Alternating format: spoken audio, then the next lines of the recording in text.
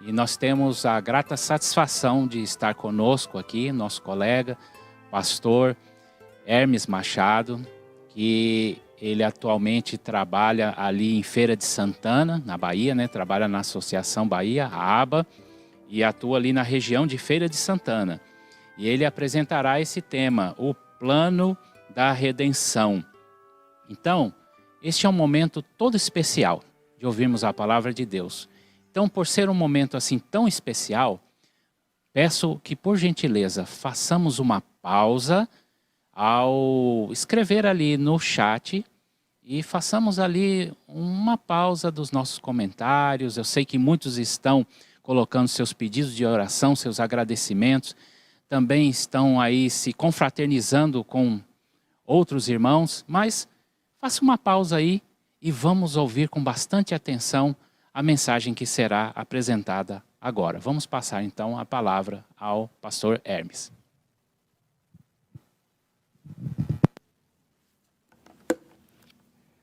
Um feliz sábado a todos os irmãos que estão conectados nesse momento com a igreja online. É um privilégio muito grande estarmos aqui para juntos partilharmos da palavra de Deus. A Bíblia, a mensagem de Deus a nós é tão importante que o apóstolo Paulo diz que quando nós manuseamos a Bíblia, quando nós ouvimos a Bíblia, quando nós assistimos a pregação, ele nos compara com vasos de barro portando tesouros. Então, o tesouro da palavra de Deus está em nossas mãos agora. Vamos fazer bom uso dela, vamos reverentemente atentar para aquilo que a Bíblia nos ensina nessa manhã. Eu convido você a estar atento ao que Deus tem a nos dizer nessa manhã. Queridos irmãos, a Bíblia fala de variados temas, diversos assuntos. A Bíblia fala sobre família, filho, céu, inferno, dinheiro, salvação. Mas o assunto mais importante da Bíblia, o tema mais relevante da Bíblia é, sem dúvida, o plano da salvação. Para esse objetivo, a Bíblia foi escrita. Com este objetivo, Jesus morreu, ressuscitou e promete voltar. O nosso Deus é tão maravilhoso que Ele prevê, Ele antevê, Ele é onisciente. Então, mesmo antes do pecado, Deus havia planejado a salvação do homem perdido. Olha que profundo para a nossa mente isto. Mesmo antes de nascermos, muito antes da criação, Deus havia proposto a salvação. E a palavra de Deus chama isto de mistério. O apóstolo Paulo, em Efésios 3:9, diz que para demonstrar a todos qual seja a dispensação do mistério que desde os séculos esteve oculto em Deus. Que mistério é esse?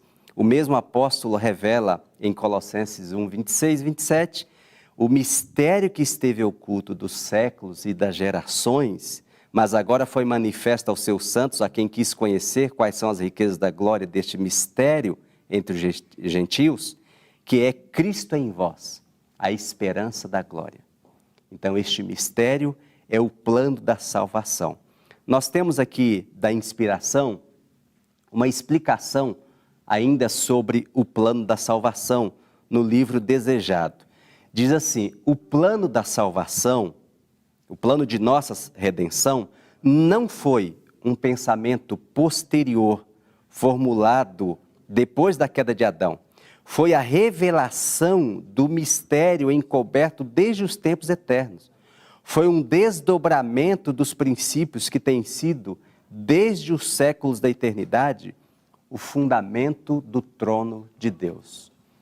Qual é, meus irmãos, o fundamento do trono de Deus? O fundamento do trono de Deus é amor e justiça. E segundo a revelação do que lemos aqui, o plano da redenção foi o desdobramento desses princípios que fundamentam o trono de Deus: amor e justiça. O plano da salvação, irmãos, foi planejado e executado pela divindade. Pai, Filho e Espírito Santo estiveram e ainda estão envolvidos no plano. Interessante que este plano, irmãos, é abarcante, foi um plano para salvar o universo. A cruz fincada no Calvário serviu para a salvação também dos anjos. É isto mesmo. E no livro Conselho sobre Saúde é dito: a divindade foi tomada de piedade pela raça.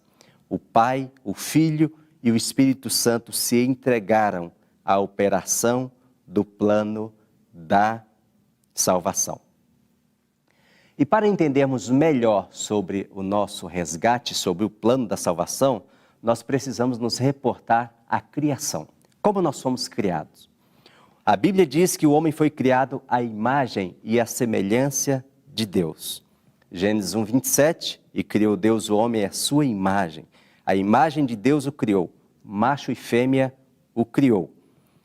E na inspiração temos o texto: o homem deveria ter a imagem de Deus, tanto na aparência exterior, como no caráter. Sua natureza estava em harmonia com a vontade de Deus. A mente era capaz de compreender as coisas divinas. As afeições eram puras, os apetites e paixões estavam sob o domínio da razão. Ele era santo e feliz, tendo a imagem de Deus, estando em perfeita obediência à vontade de Deus. O homem era puro e perfeito. Alguém me perguntou esses dias: irmão, nós temos a aparência física exterior de Deus?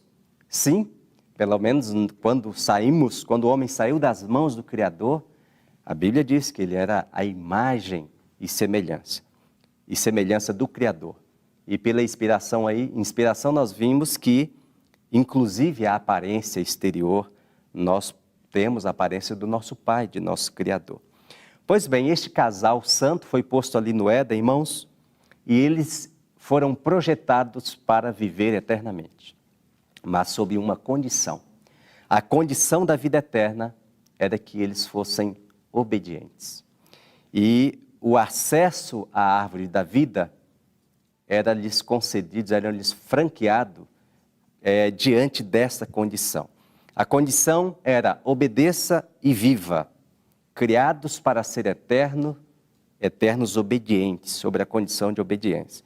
A inspiração ainda nos diz: a obediência perfeita e perpétua era a condição para a felicidade eterna. Sob esta condição, teria ele acesso à árvore da vida. Mas nós temos, na revelação da palavra de Deus, no capítulo 3 de Gênesis, a triste história da queda do primeiro casal, a queda de Adão e Eva. No capítulo 3 de Gênesis, então, eu sei que você conhece, apresenta este episódio de fracasso e as consequências que o pecado trouxe para a raça humana.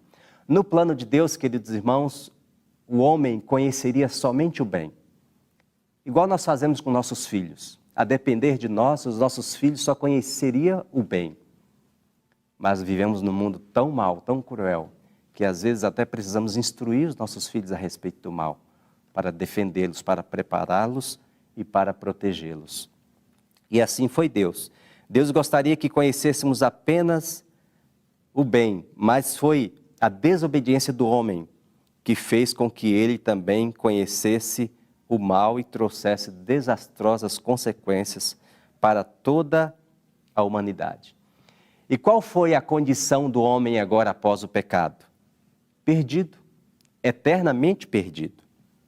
O apóstolo diz: pela desobediência de um só homem, muitos foram feitos pecadores. Podemos dizer, ainda usando uma expressão bíblica, abundou o pecado em todo o mundo e as consequências dele foram e são inevitáveis até os nossos dias.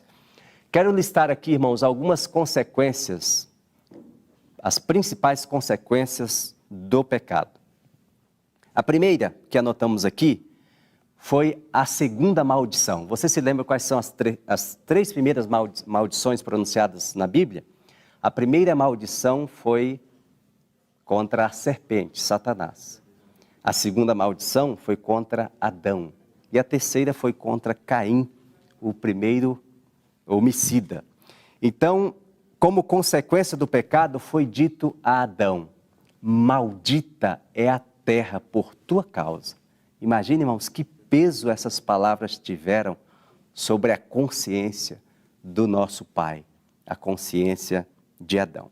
Segunda consequência, o homem perdeu a glória de Deus. Todos pecaram, diz a Bíblia, estão destituídos da glória de Deus, que é o seu caráter. O homem também, como consequência do pecado, tornou-se sem vontade própria, ou seja, ele perdeu o domínio sobre a sua vontade. Ele passou a ser escravo de Satanás, 2 Pedro 2,19. O nosso coração tornou-se perverso e mau, Jeremias 17,9. Enganoso é o coração, mais que todas as coisas, e perverso. Quem o conhecerá? A nossa justiça com o pecado tornou-se trapo de imundície, conforme Isaías 64,6. E adquirimos pelo pecado, pela desobediência, a tendência pecaminosa. Paulo descreve esta guerra, esse conflito interno que existe em nós, em Romanos 7,19, dizendo: o que eu quero, o bem que eu quero fazer, eu não quero. O mal que eu não quero fazer, isto eu faço. E a outra consequência, na nossa lista aqui, a outra consequência do pecado, é que nós herdamos a morte eterna como herança por transgredirmos a lei de Deus. A Bíblia diz que o salário do pecado é a morte. O salário do pecado é a morte. Romanos 5,2, pelo que por um homem entrou o pecado no mundo e pelo pecado a morte, assim também a morte passou a todos os homens. Todos pecaram e todos estão condenados a morrer. Então, queridos irmãos, quando Adão caiu, ocorreu a queda da raça humana inteira, porque ele era a raça humana. Ele estava ali representando toda a sua geração posterior que viria a nascer. E a queda de Adão passou a fazer parte da natureza moral de todos os seus filhos, de todos os seus descendentes. Lemos um texto inspirado no Caminho a Cristo que diz assim: mas pela desobediência, suas faculdades foram pervertidas e o egoísmo, olha só, tomou o lugar do amor. Sua natureza tornou-se tão enfraquecida pela transgressão que lhe era impossível, em sua força, resistir ao poder do mal. Fez-se cativo de Satanás e assim teria permanecido para sempre, se Deus não tivesse intervido de modo especial. E como foi, queridos irmãos, que Deus interviu de modo especial? Deus colocou em ação a operação resgate.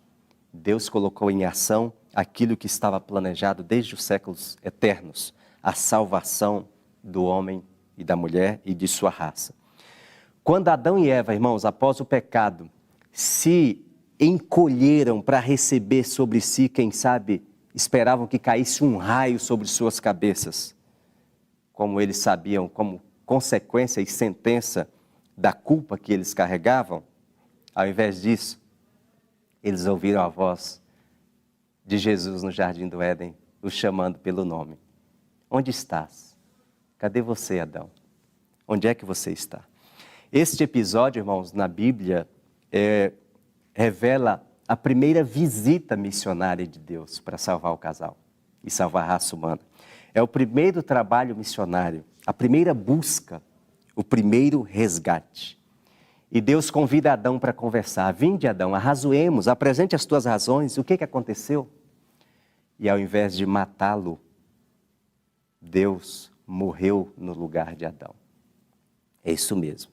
Esse trecho da Bíblia, irmãos, é conhecido como o proto-evangelho, né? O evangelho antes do evangelho, a cruz antes da cruz, a salvação predita e anunciada, a esperança de toda a família humana foi dada ali, especialmente nesse texto tão conhecido de Gênesis capítulo 3, verso 15, né? Porém, inimizade entre ti e a mulher, entre a tua descendência e a sua semente, né? Esta te ferirá a cabeça e tu lhe ferirás o calcanhar. A inspiração também revela, queridos irmãos, que esta sentença de Gênesis 3,15, proferida aos ouvidos de nossos primeiros pais, foi para eles uma promessa. Ao mesmo tempo que predizia guerra entre o homem e Satanás, declarava que o poder do grande adversário finalmente seria quebrado. Adão e Eva achavam-se como criminosos diante do justo juiz, esperando a sentença que pela transgressão tinham incorrido. Mas antes que ouvissem da vida de lutas e tristezas que deviam ser a sua porção, ou o decreto de que deviam voltar ao pó, escutaram palavras que não poderiam deixar de lhes dar esperança. Posto que devessem sofrer pelo poder de seu forte adversário, poderiam olhar para o futuro, para a vitória final. E esta vitória sobre o pecado e sobre Satanás seria adquirida pela promessa que receberam ali, através da morte de Jesus.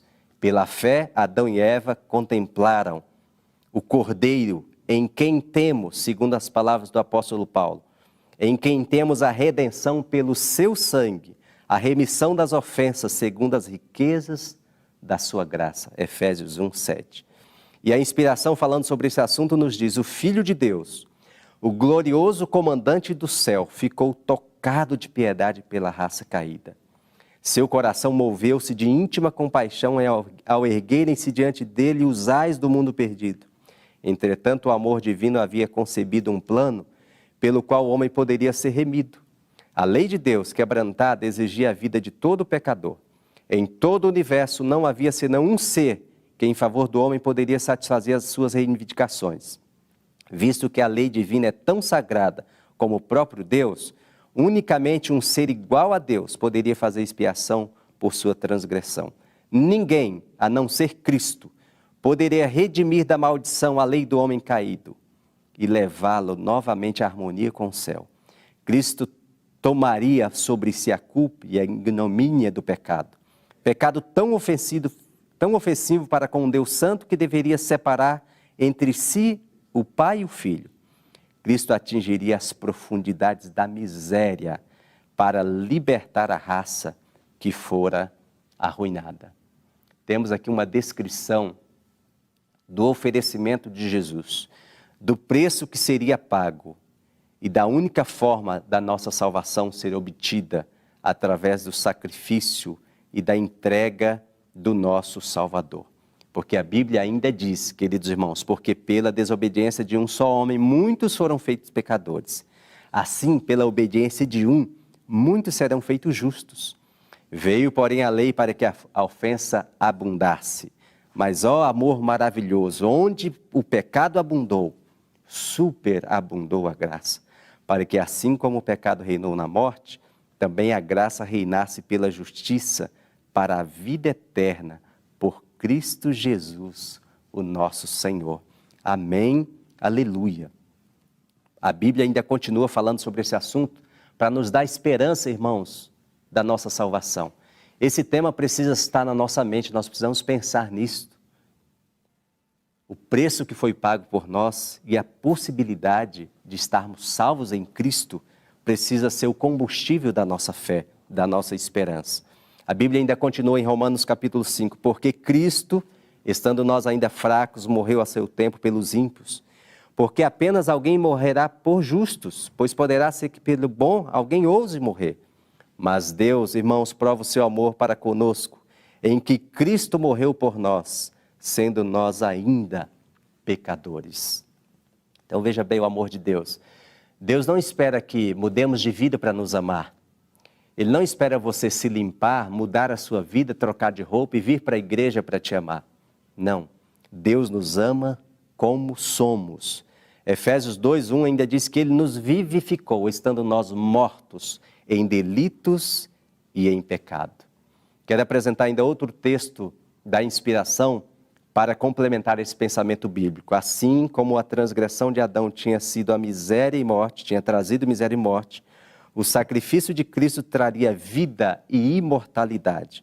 Não somente o homem, mas também a terra tinha, pelo pecado, vindo sob o poder do maligno e deveria ser restaurada pelo plano da redenção. O plano da redenção, irmãos, é para a nossa salvação. Foi provido para a minha salvação e para a tua salvação e para a salvação do planeta Terra, que havia sido amaldiçoado por causa do pecado de Adão. E o salário do pecado é a morte, mas o dom gratuito de Deus é o oferecimento da vida eterna por meio de Cristo Jesus, o nosso Salvador. Se você até hoje, você que está nos assistindo nesse momento, não aceitou esse Jesus como o Salvador da tua vida, hoje você tem mais uma chance, mais uma oportunidade de colocar Jesus no centro da sua vida, no centro do seu coração, para que Ele possa concluir sobre você aquilo que já começou, dando-te a salvação. Continuando, irmãos, analisando o plano da salvação, entra a ação agora um ministério, o ministério da reconciliação. A Bíblia diz, mas todas as coisas provêm de Deus, 2 Coríntios 5, que nos reconciliou consigo mesmo por Cristo e nos confiou o ministério da reconciliação, pois que Deus estava em Cristo reconciliando consigo o mundo, não imputando aos homens as suas transgressões, e nos encarregou da palavra da reconciliação. Aquele que não conheceu o pecado, Deus o fez pecado por nós, para que nele fôssemos feitos justiça de Deus. E é impressionante como nós analisamos estes textos, irmãos, como Deus trocou de lugar conosco, como Jesus tomou o nosso lugar de pecado e nos deu a sua justiça. O apóstolo ainda explica em Romanos 5 o seguinte: logo, muito mais agora, sendo justificados pelo seu sangue, seremos por ele salvos da ira. Porque se nós, sendo inimigos, fomos reconciliados com Deus pela morte de seu Filho, muito mais, estando já reconciliados, seremos salvos pela sua vida. E não somente isso, mas também nos gloriamos em Deus por nosso Senhor Jesus Cristo, pelo qual agora alcançamos a reconciliação. Então, Cristo fez o elo, a ligação e fez a ponte sobre o abismo do pecado. Que, segundo a Bíblia, em Isaías 59:2, o pecado nos afasta de Deus e cria um distanciamento. E Jesus fez essa religação, essa reconexão entre nós e o céu. Jesus é, na Bíblia, apresentado por muitos símbolos. Ele é a escada que liga a terra ao céu. E Ele nos deu, através de sua morte, sua vida e sua morte, nos traz o ministério da reconciliação. Existem, irmãos, 3 palavras que aparecem com frequência no Espírito de Profecia, quando se trata de salvação e justificação pela fé, que eu gostaria de destacar nessa manhã com você. Jesus é o nosso representante, substituto e penhor. Quero apresentar a você esse texto. O Senhor imputa, a palavra imputar significa atribuir. O Senhor imputa ao crente a justiça de Cristo e perante o universo o pronuncia justo.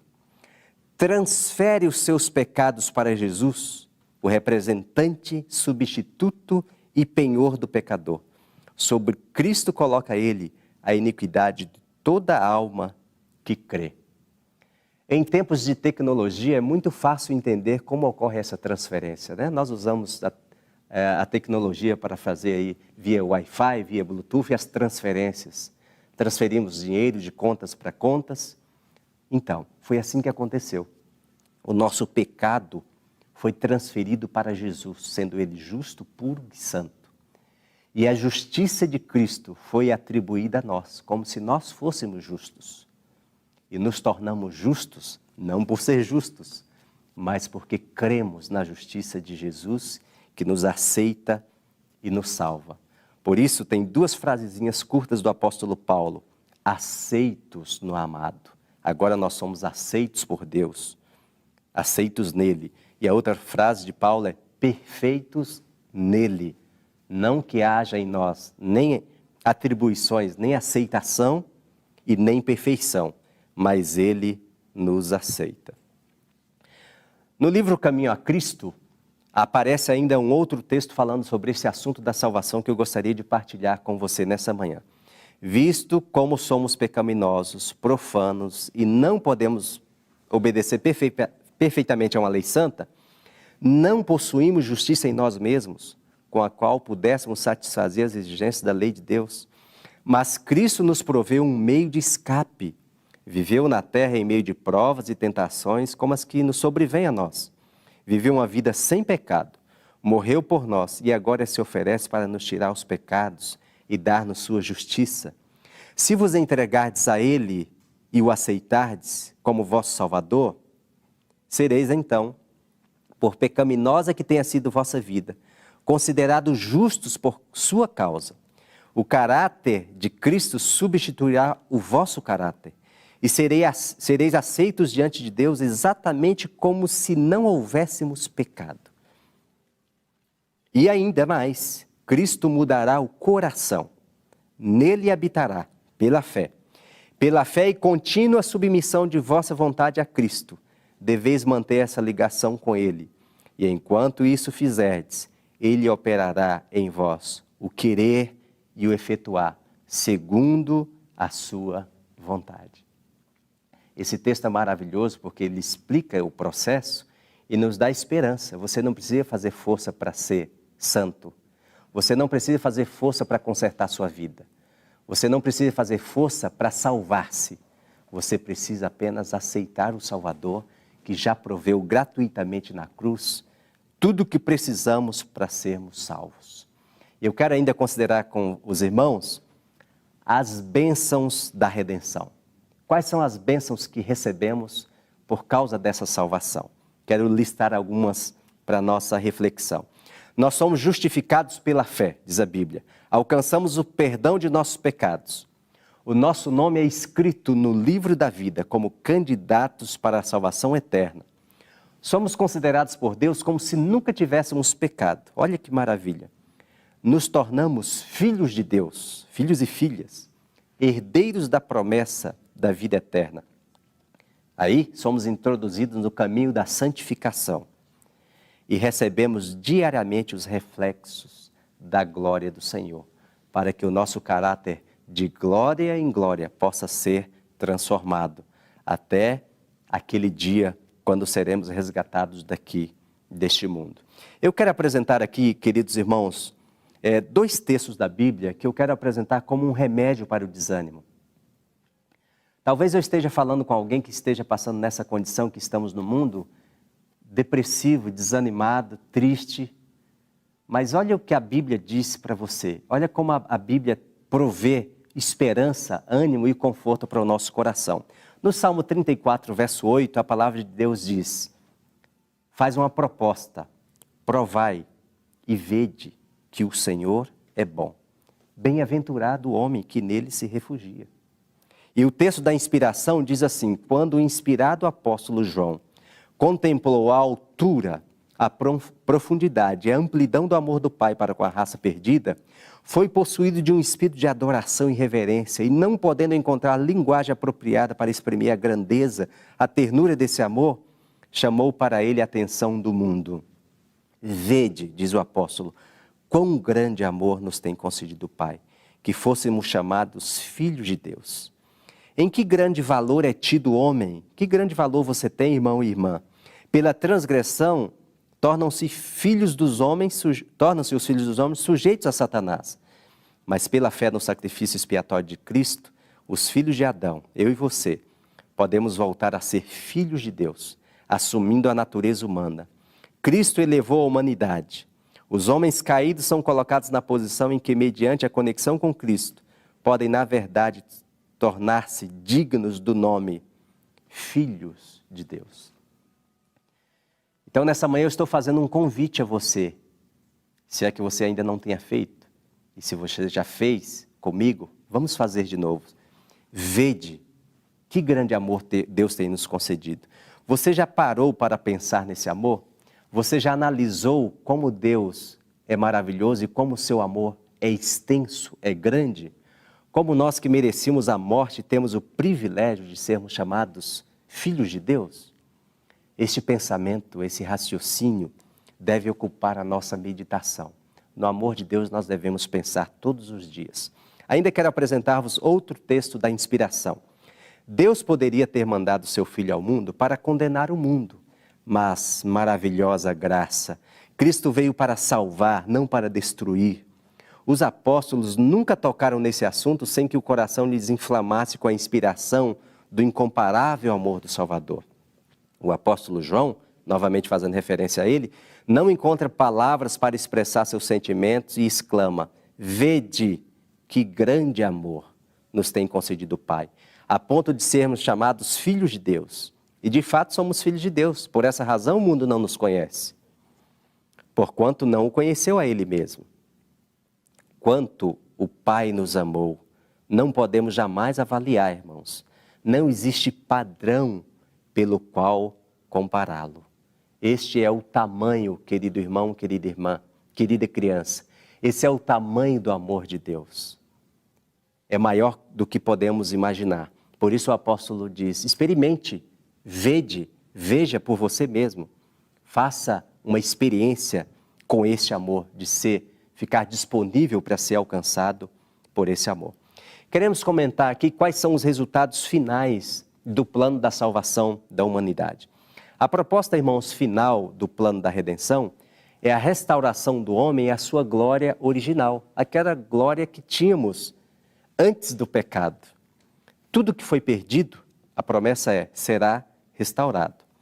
Logo, quando Jesus se manifestar para consumir, para terminar, consumar, né? Não consumir, mas consumar o plano da salvação, completá-lo, então nós seremos salvos do pecado, seremos salvos da condenação do pecado, seremos salvos do poder do pecado, da presença do pecado, das consequências do pecado e do autor do pecado. Estas são maiores razões ainda para aguardarmos ardentemente o retorno do nosso Salvador. E eu quero apresentar promessas maravilhosas de Deus para o seu coração nessa manhã. Alguém disse que o céu é a terra do não mais, né? Porque em Apocalipse 21 nós temos: e Deus limpará de seus olhos toda lágrima, e não haverá mais morte, nem pranto, nem clamor, nem dor, porque as primeiras coisas são passadas. E o que estava sentado no trono disse: eis que faço novas todas as coisas. Disse-me: escreve, porque essas palavras são verdadeiras e fiéis. Que texto maravilhoso, louvado seja o Senhor. Tem dois aspectos desse texto que eu gostaria ainda de me aprofundar um pouquinho com você. Primeiro, Deus diz que vai limpar dos nossos olhos toda lágrima. Você tem chorado? Você tem sofrido? O que é que você tem passado? Deus vai resolver, Deus vai enxugar, Deus vai eliminar lágrima, dor, morte, pranto e clamor. Todas as coisas serão novas. Eu acredito que você, como eu, gosta muito de coisas novas, né? Desde criança, quando eu recebia um presentinho novo, eu levava ele para a cama, eu dormia com um presente. Até hoje, quando eu recebo um presente novo, eu brinco com as crianças em casa: eu vou dormir com ele essa noite. Esses dias, no meu aniversário, nessa semana passada, eu recebi um presente. E falei para as crianças: eu vou dormir com o meu presente. Desde pequeno, quando eu recebia um sapato novo de presente, um chinelo, um tênis, eu gostava do cheirinho do novo. Como é bom um carrinho novo, né? Casa nova, as irmãs gostam dos móveis novos. Nós gostamos do novo. Deus sabe disso. Então Ele diz: eu estou preparando para você tudo novo. Tudo novo. E tudo em inteira perfeição. Queridos irmãos, tudo foi feito. Agora, o céu espera que nós aceitemos o plano. O que era mais difícil, o que era impossível nós fazermos, Deus fez em nosso lugar. Ainda apresento-vos o texto da inspiração. Satanás está pronto para subtrair as benditas promessas de Deus. Deseja arrebatar da alma toda a centelha de esperança e todo o raio de luz.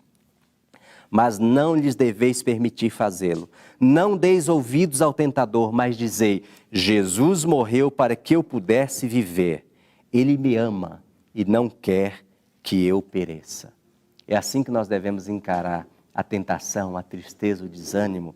e aquilo que Satanás propõe para tropeçar os nossos pés nesse caminho.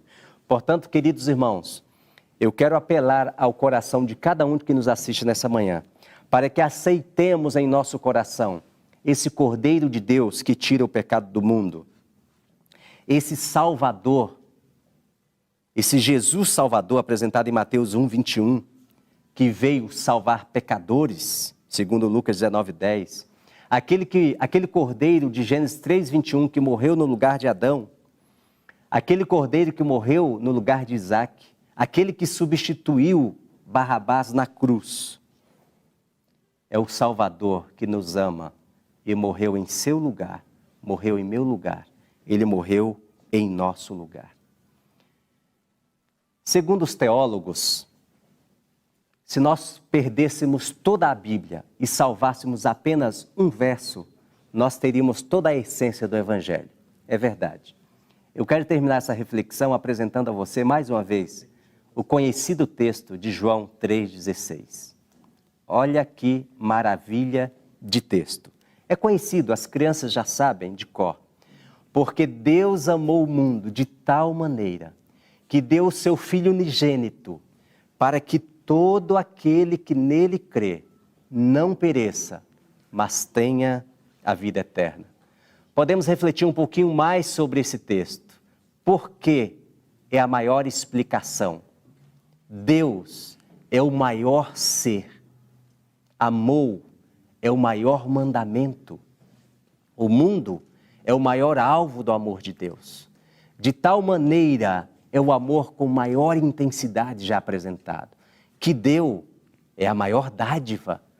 O seu Filho é a maior expressão do amor de Deus. Para que todo é a maior abrangência, o universo. Que crê, que nele crê, é a maior condição, a condição única da salvação. Não pereça, esta é a maior condenação. Mas tenha, esta é a maior conquista. A vida eterna, esta é a maior esperança. Que o amor de Deus, a esperança da salvação, possa permanecer em nossos corações todos os dias, até que Ele volte. Amém.